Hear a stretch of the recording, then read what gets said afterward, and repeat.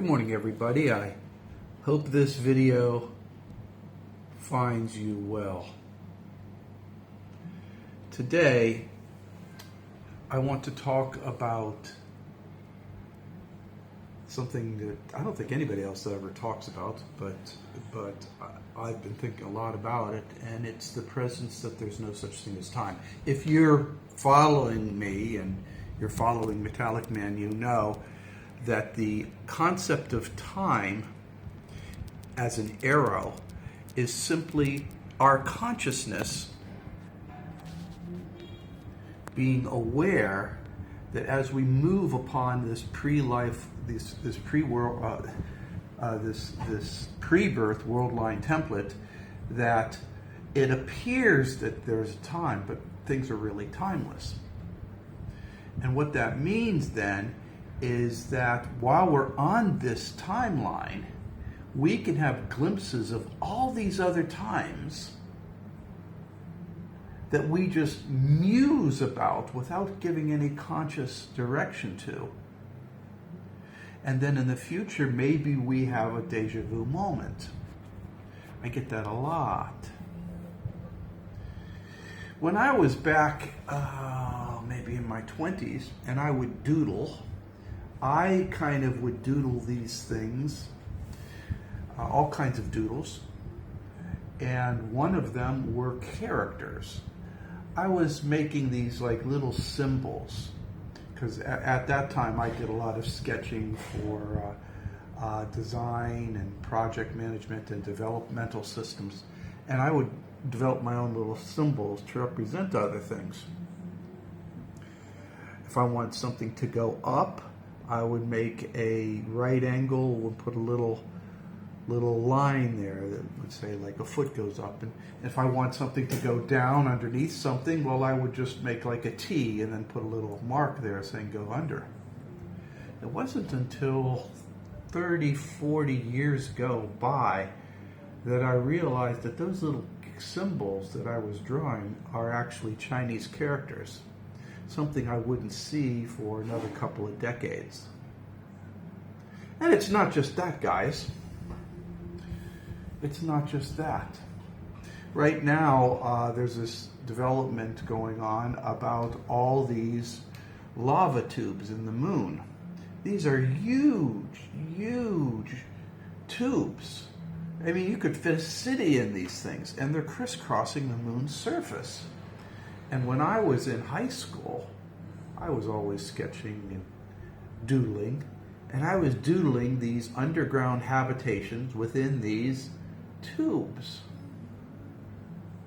Under the moon's surface and under Mars' surface and whatever, because I was big into science fiction, and my mind was fantasizing about all kinds of things while other guys were fantasizing about playing baseball and scoring with the hottest chick. I was fantasizing about bases in tubes on the moon. And it turns out that those tubes do exist, and they weren't a figment of my imagination. So you might ask, is this a factor of a timeless reality? That there's no such thing as time, and therefore I was accessing this other time event just because I was?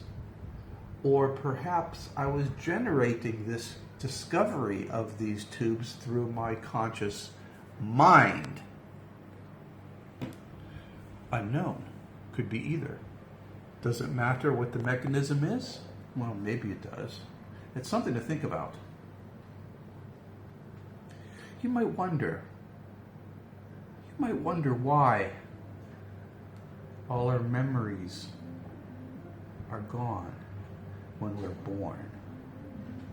The only ones that don't seem to have their memories gone when they're born seems to be those people who remember their reincarnated life because they immediately died and immediately went into a body back. And there's some other exceptions, but usually it's a fast. And when they go to the new body, they retain their old memories. And that's interesting because I'm of the belief that normally our our brains can access all of our memories. It just doesn't, because when we're born, our physical brain access to these points are limited to the infant learning how to access those points. You follow me? Think of memory access as Wi-Fi, not a hard drive, not a SIM card that medical professionals and experts all in the West all seem to say, well, you got a SIM card in your head here. It's a hard drive. All right? When you die, it's wiped, and then you start new. No. All your memories are up in the cloud, and you access the memories, guys. You access the memories through a router. Now, what I'm saying, when your consciousness enters this physical body, so it's entering this physical body, you're just now beginning to access this router. You need to learn how to access this router. It's not automatic. And in this process of learning, you're only learning what you experience immediately. You're not learning what you have experienced, and therefore we forget. But there are times, like when I was, my consciousness entered this body, I forcefully repeated, I must remember this, I must remember this, this is going to be an exciting life, a wonderful, fantastic, exciting life, I must remember this, I must remember this, and so therefore I did remember it. And you can do that because I hard-coded that into my access of the consciousness Wi-Fi router. All right, I think maybe I'm kind of losing a lot of you guys because I'm talking about there not being any time, there's no such thing as time, and that memories are therefore connected, and memories are an experience that you experience on a lifeline, on a timeless track. Pretty interesting stuff. And so I've been musing about this. What does it mean? It could mean many other things. It can mean all kinds of things. But if that's the mechanism, then forget about these ideas that there's some malevolent or benign being that has purposely deleted memory access, and instead think in terms of it is a methodology of training that is missing when a consciousness enters the physical realm. It's a training exercise that is missing, not a hardware, using computer terminology again, not hardware missing, not a software glitch, but a understanding on how to use the systems that you find yourself attached to. And so we see these little glimmers of life, right? We see these various glimmers of life. And one, of course, is what I talked about, the lava tubes on the moon. Or the other one happens to be me doing all these sketches of this and that.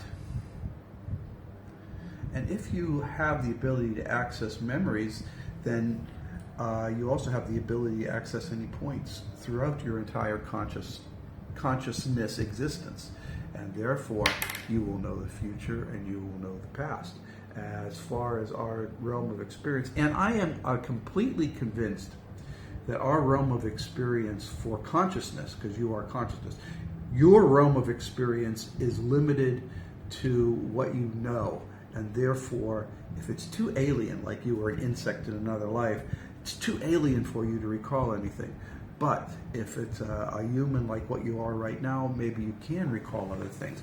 And if you were reincarnated, say, as a ship millwright or a banker or something, there might be elements that you might be able to remember. Maybe. I know when I'm going to die.